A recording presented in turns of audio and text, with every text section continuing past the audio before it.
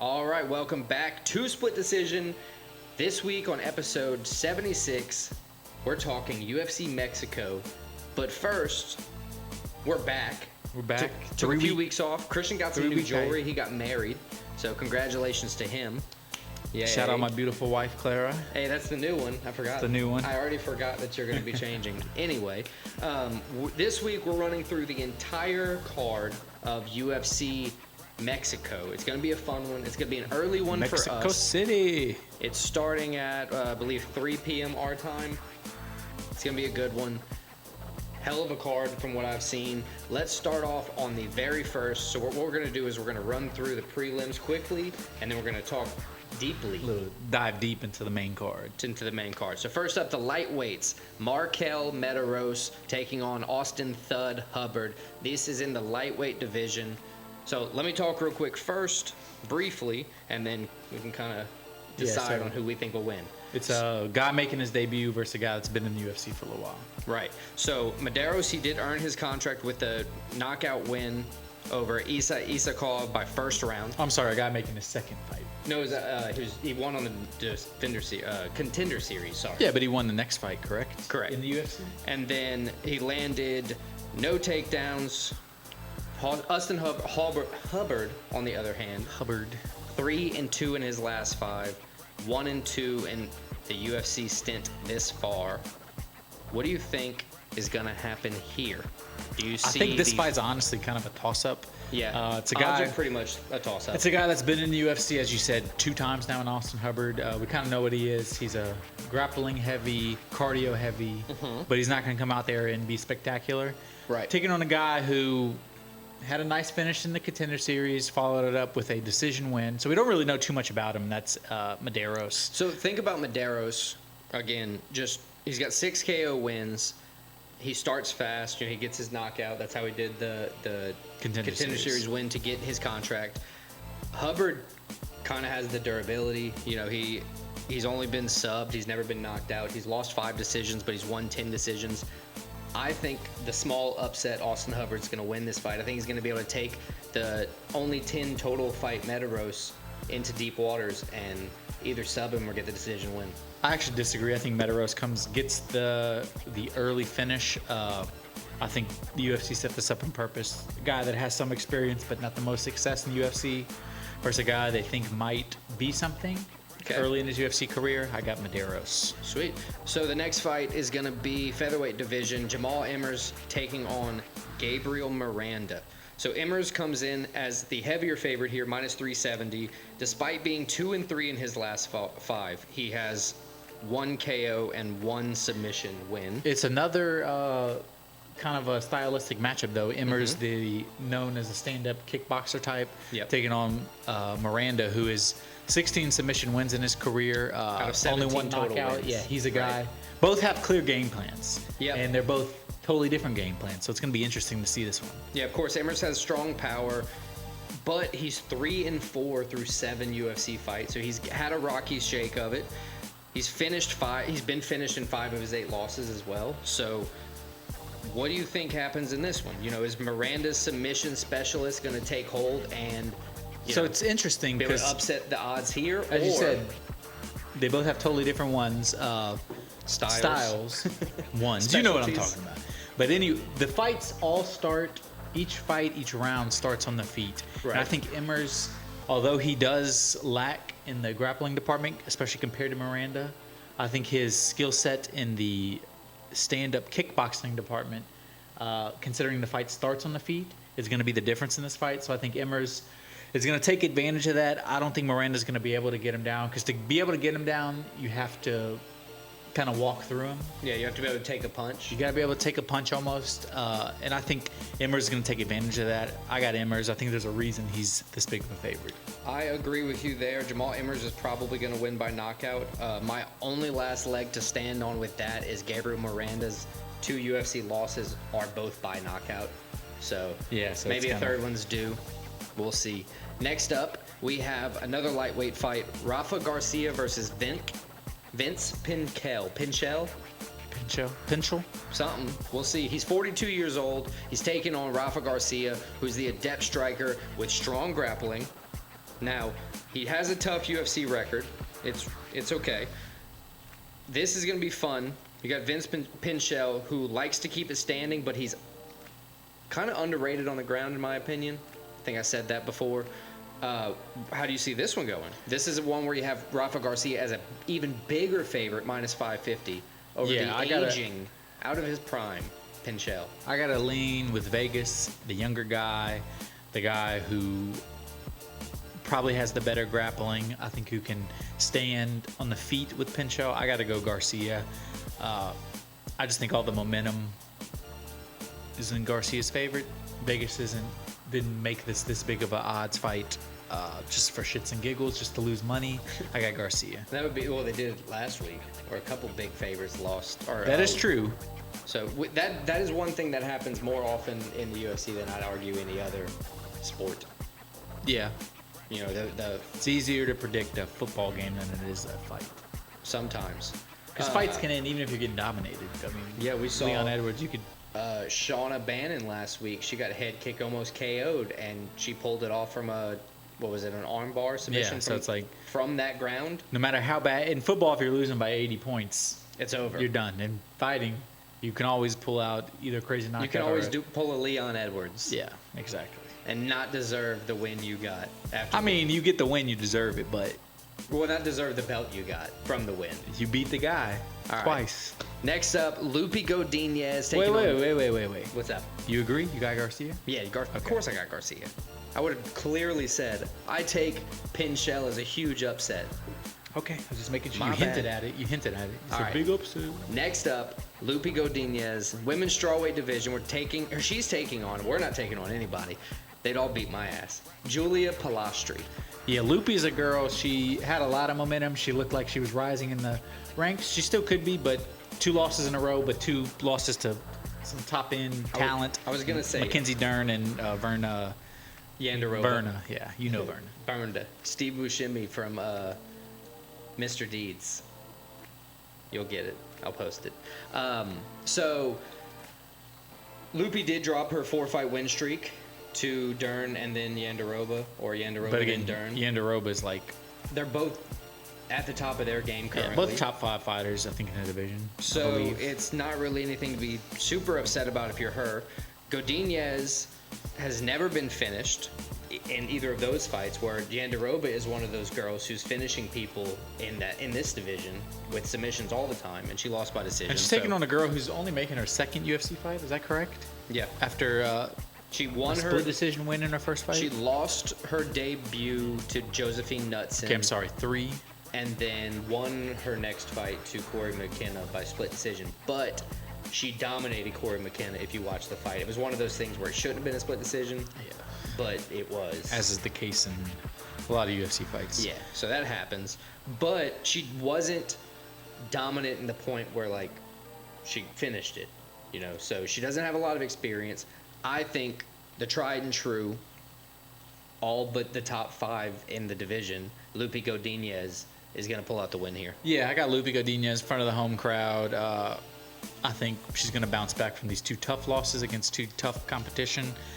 She's going to prove, we say it every week, there's levels to this, and I think she's a level above. Yep. All right, so next, featherweights, you got Christian Rodriguez at 27 years old taking on Melquizael Costa, who at only 28 has an impressive 29 career fights. This is cool. I believe Christian Rodriguez started a few of his beginning UFC fights in the bantamweight division. I think he went like 3-0, and then he moved to featherweight. He's kind of had a rough shake of it since. He's kind of got to find his power here. He's the slight favorite over Costa, who, like I said, has 29 career fights with 15 finishes, 7 decision wins. So he's got like 22 wins. He's a slight underdog here. He's from Brazil. There's no real true hometown favorite here other than Rodriguez, but he's fighting from the USA like he always does. Who do you think wins this one? This is a heritage fight for him for sure. This is a toss-up. You mentioned Rodriguez in the 135 division. He had some nice scalps, as you'd say. He got Rosa. He got Cameron Simon, Josh Weems. But since he moved up, he hasn't had the same success. Correct. He's very technically sound. I think you would call him a grappling heavy, like high IQ fighter. Not really going to take a lot of risk, but he's going to try to. Not to be disrespectful, his game plan is to. He's going to look to beat you on the scorecard. He beat Rosa. Yeah, he did. He beat Simon. Those are two tough guys. Granted, that was in the two tough guys. Rosa was 19 years old. Still, he's the guy that me and you used to talk when we'd see Rosa fight. It's like, dude, you're getting beat by the 19-year-old. It's time to retire. You know, Yeah. and he's already proven that that's not a true thing. He's just that good. So the fact that you could beat him by decision, that kind of game plan works against some people. The thing is, if everybody knows that's going to be your game plan, it's not going to work because they know that's your game plan. So if somebody comes in there with aggressive attack, Which like Costa has. Costa has kind of a throw it all in the wind. See what sticks. He's willing to throw up some knockouts or just throw submissions. He's not stopping. His pace is aggressive. He's strong. I have to pick Milky to get the upset win here. Costa for the win. I actually agree with you. I think, especially at 145, the featherweight, Costa, I think the cautious approach from Rodriguez hasn't been working for him. And if he keeps that up, he's going to take another loss. Hell yeah. All right, next up, we got, who are we talking about next? The middleweights, Jose Daniel Medina taking on Atiba Gautier. I want to say it like Gautier because we're from Louisiana and that's how we would say it, but I assume it's not. It would be Gautier. All right, Daniel Medina, Gautier. He has a little bit more experience than his opponent, but he's got a huge reach disadvantage, 5.5 inches. What, 6'4" coming into this fight? Gautier now and on a 5-fight win streak. Yeah, he's a monster. He's a powerhouse. He's only got 7 career fights, 5 of them being knockout wins. So he's got a lot riding for him there. He's also the minus 475 favorite, which kind of leans you to almost they know pick something him about blindly. him. Yeah. You know, a lot of times. Which I'm about to do. That's funny. He's got all knockouts, 5-fight win streak, on all knockouts. Granted, they're all regional. He's making his UFC debut. It's 2 guys making their debut, correct? I think Atiba's going to win here. 2 guys making their debut. Both of them, most of their wins are by knockout. So this low-key has the opportunity to be like one of the sneaky fight of the nights. Both guys just out there looking to knock each other out. One interesting thing about Medina making his UFC debut, he's on a 2-fight losing streak. You don't see that a lot. Right, yeah, he lost the Contender Series, and then I guess he's just getting called up as an opportunity because they see something in him. Yeah, something, or they just a late notice, or yeah, we'll see. Or Gautier, they're just trying to get him a spectacular knockout to put on social media. Yeah, get some clicks before the but just for main that, card starts. Gautier, he's got the dub right here. Yeah, I believe that as well. Let's go to the next one. The favorites. This is going to be a fun one for me. Edgar Chairez taking on CJ the Vergara. last of the prelims, correct? Correct. The finale of the main card fight of the prelims, as we always mess it up to say. The main event. So, this is fun. I really like watching Edgar Chairez fight. I know we've only seen him fight like twice. He's only won once in 4 UFC fights. I know, but he's cool. Like he's lost by decision. He's never been knocked out, but he's been subbed. I think he lost to Joshua Van, which I hate Joshua Van and always root against him. So I'm rooting for Edgar Chairez in that case. He's a heavier favorite here, minus 270. And we've also seen CJ Vergara get knocked out. He's taken some damage. What do you think happens in this fight? I don't know, man. I think this is kind of a toss-up fight. I'm going to lean Chairez. I think he's going to start fast. Every fight is truly 50-50. Not truly, but... Yeah, well, it takes is one, elbow to the back of the head for you. It's one illegal shot and you lose. But yeah, I have no rhyme. I have no reason. I'm picking Chairez. I have rhyme and reason. I think Chairez has the defense and capabilities to beat Vergara, and I think he will do that. So I got Chairez for the win as well. I like it. All right. So prelims done. Let's move on. Main card.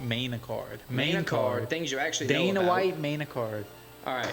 Flyweights again. Ronaldo Rodriguez, 17-2. Boy.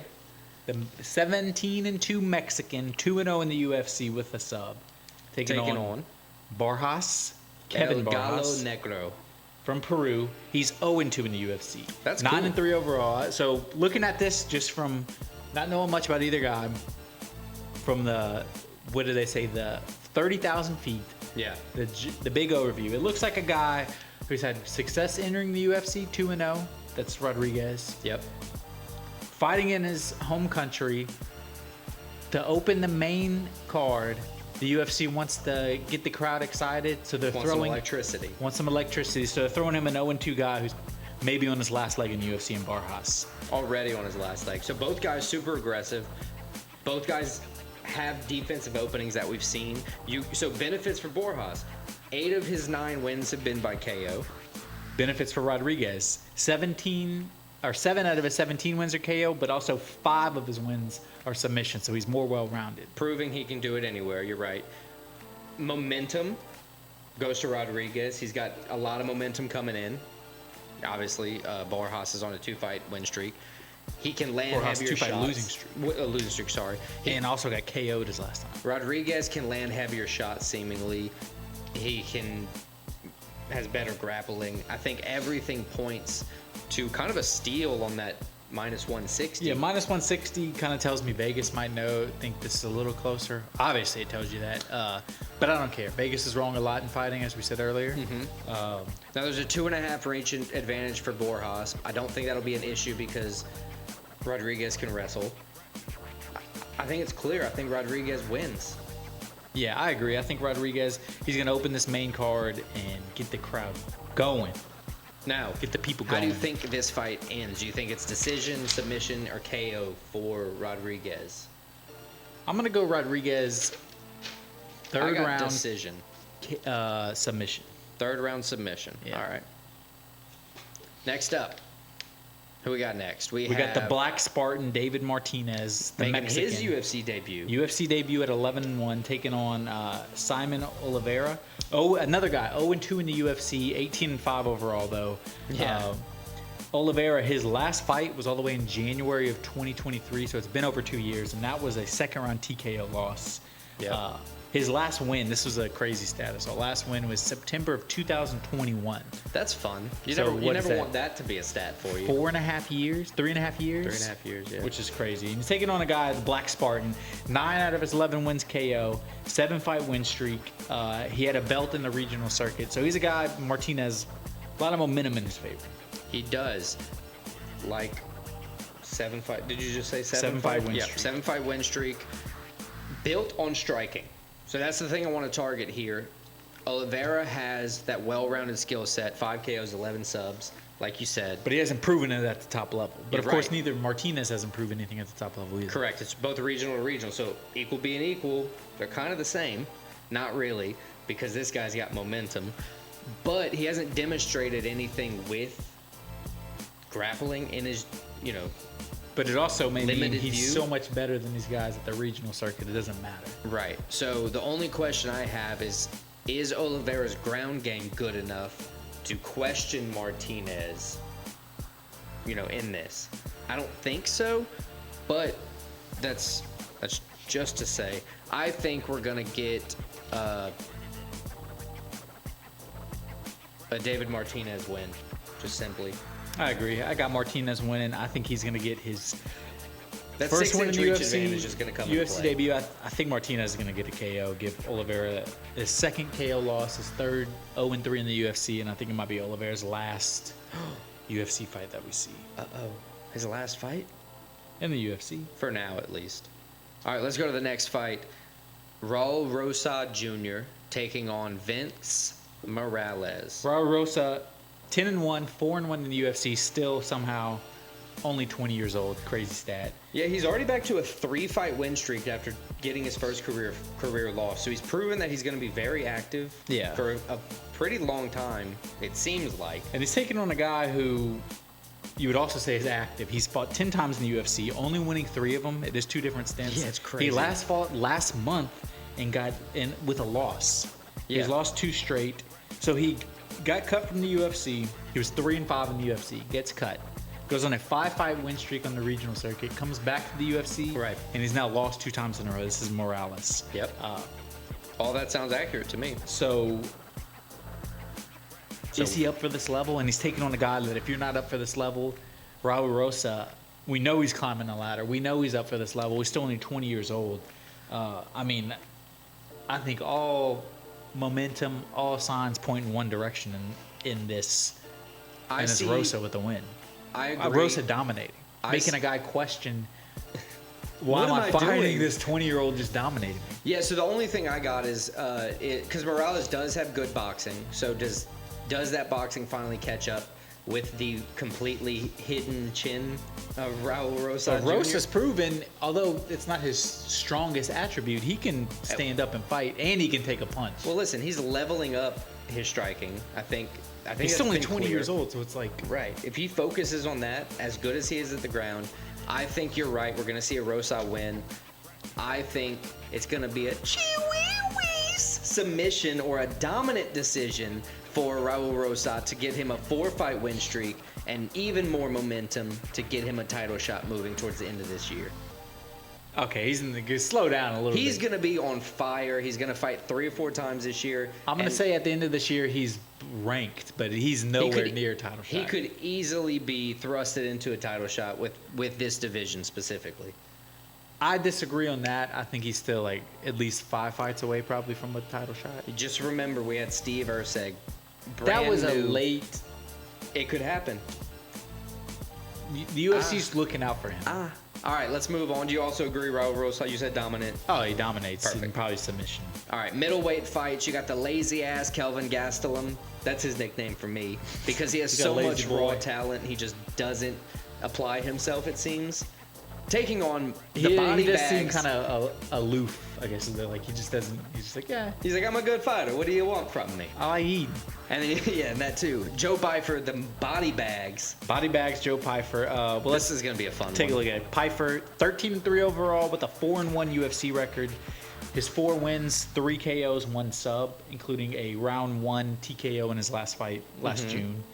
And he's taking on Gastelum, as you said. He's been in the UFC a long time. He's proven he has the talent. I mean, if you look at his profile picture, he's just got so much heft to him. He's a thick boy. He's 13 wins, 9 losses, 1 no contest in the UFC. That's 3 KO wins, 2 sub losses. He's also 2 sub wins, lost 3 times by sub. His last fight was actually a win over Daniel Rodriguez. One of his... He has performances where you're like, okay, I can see it, and then what Kelvin Gastelum's gonna show up. I mean, we saw, and then maybe the greatest fight, one of the best fights of all time. We have the poster behind you. Yeah, Gastelum versus Adesanya for the interim belt. I mean, absolutely, it's a classic fight. It's already in the UFC Hall of Fame, like the Fight Hall of Fame. And so that's the thing with Gastelum. That's why I call him lazy ass, because he's fought people like Izzy. He's fought people like Whitaker. He's fought Cannonier. He's fought Darren Till when Darren Till was worth fighting. Like, and then Joe Pyfer on the other hand, he's super up and coming. He's young. He's a powerhouse. He's in the best shape of his life. It looked like he got kind of exposed 2 fights ago by Hermanson, but that was a surprise loss. But Hermanson surprised everybody. And Hermanson is a vet. He knows how to win. Pyfer responded by coming out and he dominated round 1 victory in his last fight. But as you said, he's still young. He's 28 years old. He's still getting better. Big man who's so explosive. So explosive. One of the most powerful guys in the division in the UFC. I think it's going to be a good fight. I think Gastelum, it's what Gastelum shows up. Yep. We know Gastelum has a crazy chin. He's never been knocked out. Which is nuts considering who he's fought and the damage he's taken. Yeah. And the damage he's dealt is like as lazy as he can be, we've seen the performances he can also put. If Pyfer's going to come in and get the win, it's going to be one you're probably going to have to either submit Gastelum, or it's going to be one where you're going to have to last the full fight, which is only 3 rounds, but still. And Pyfer's also never really been tested that long. He's only had that one fight with Hermanson. That was the 2 decision and he lost. So is he going to be that guy that we've seen before, that every time he goes to the cards he loses? I said it earlier. I think this is my prediction for fight of the night. I think Gastelum's going to step up in the fact that, we've seen where he just comes out in the first round, he just gets submitted or something. I don't think it's going to be that fight. Gastelum's going to be there. He's going to give a good performance. But I think Pyfer also rises to the occasion. Yeah. So I got Joe Pyfer with the win. Fight of the night contender. I think it's going to be by decision, too. I agreed by decision. I think it's going to be a great fight. And I think we're actually going to see kind of a full display from Joe Pyfer. I think it's going to be a 30-27 decision.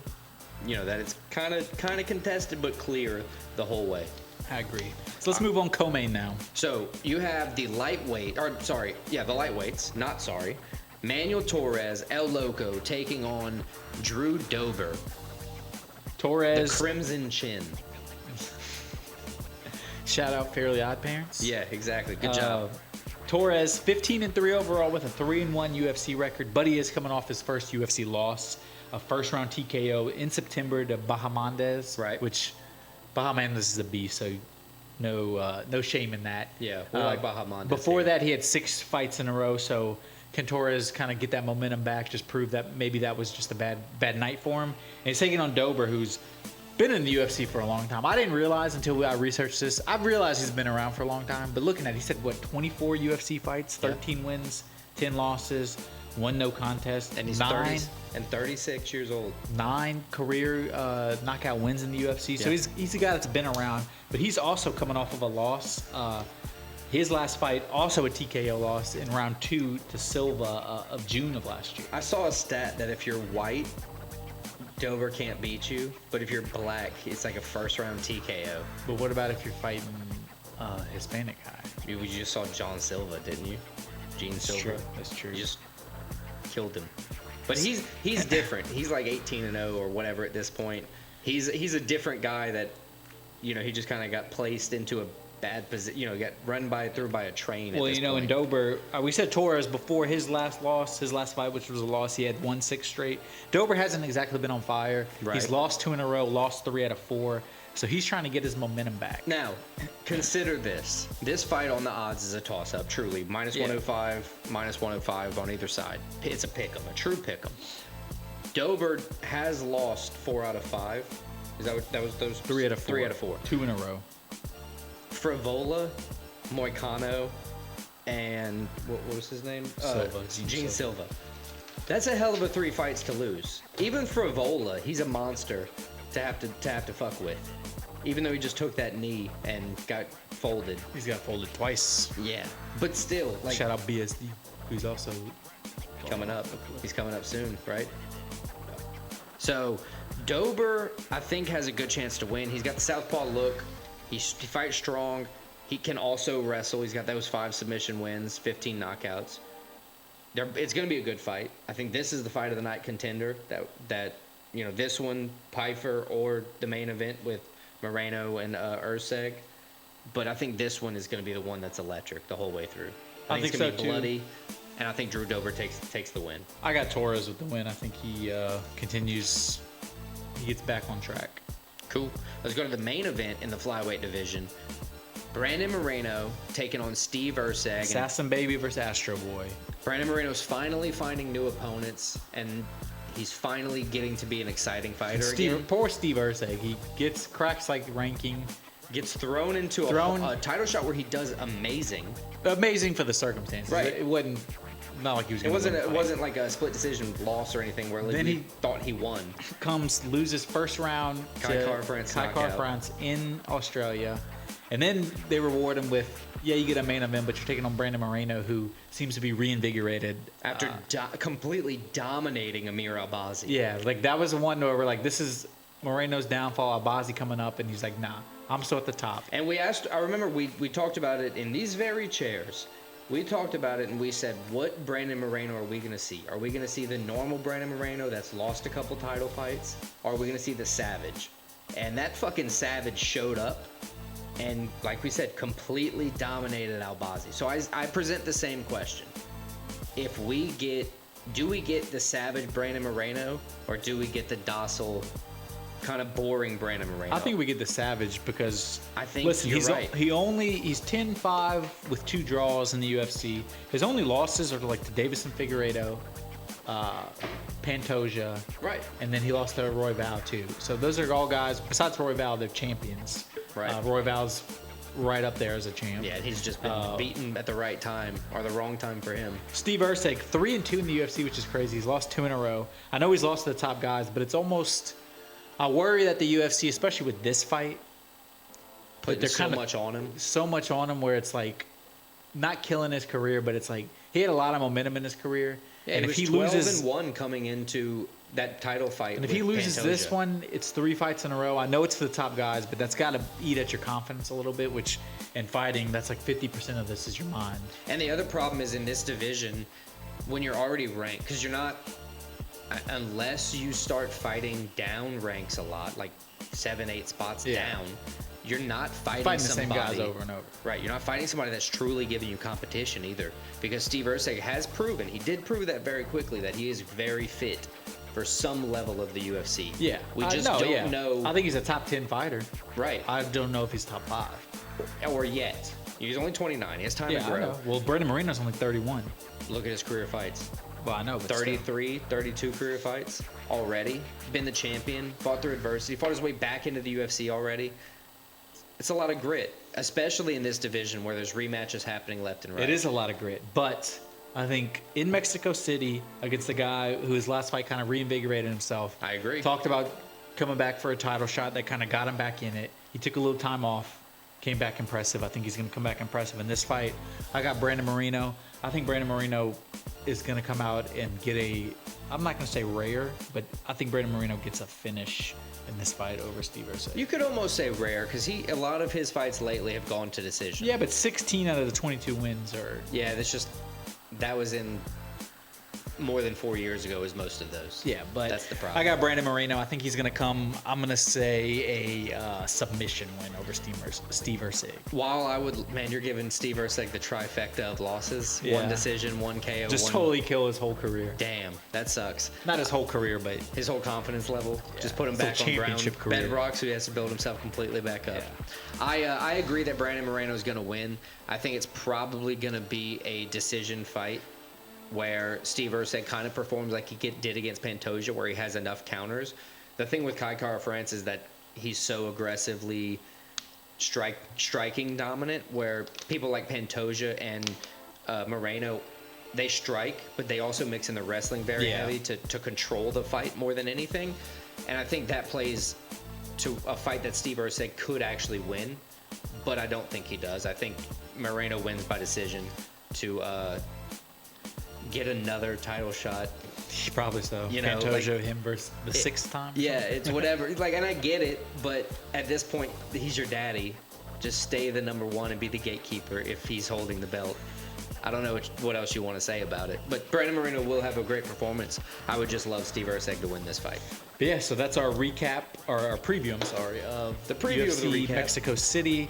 Alex, let's move on to pick your own picks. I believe your pick your own picks. We've already gone over. I think you're going all 4 UFC picks. So just go ahead and give me your 4 pick your own picks, and I'll go through my 4, which are not UFC related. Cool. Number 1, I'm taking Austin Hubbard over Marquel Mederos for reasons previously listed. So that's 1. I'm taking Loopy Godinez over Julia Polastri, sorry. I'm taking Mel Kizael Costa over Christian Rodriguez. And then I'm taking Edgar Chairez over CJ Vergara. Okay. So those are my 4. Those are your 4 picks. Yes, sir. What you got? So my 4 pick your own picks, all soccer. So we're going back to soccer.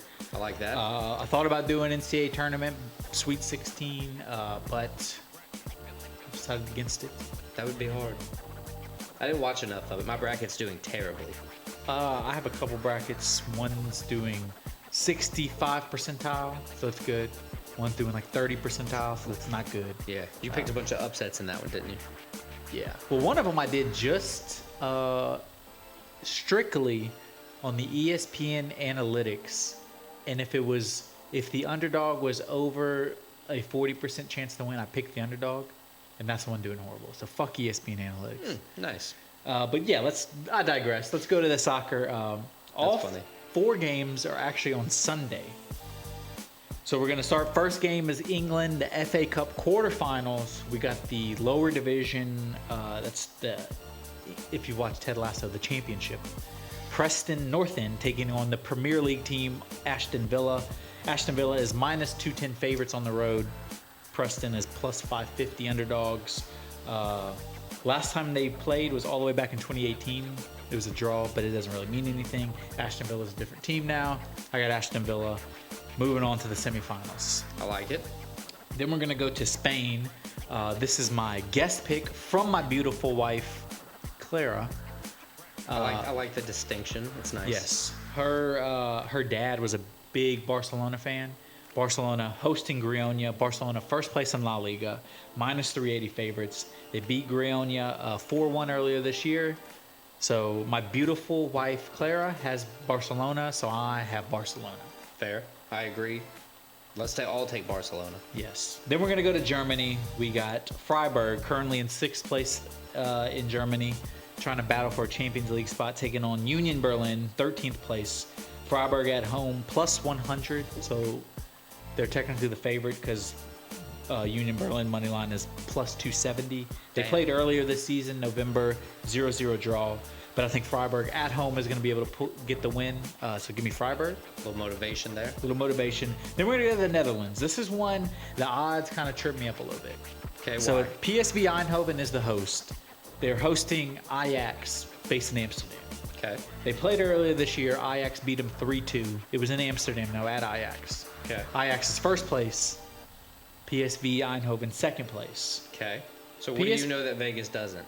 PSV Eindhoven is minus 145 favorites, which I'm fine with that. But the plus 340 money line for Ajax is mind blowing to me.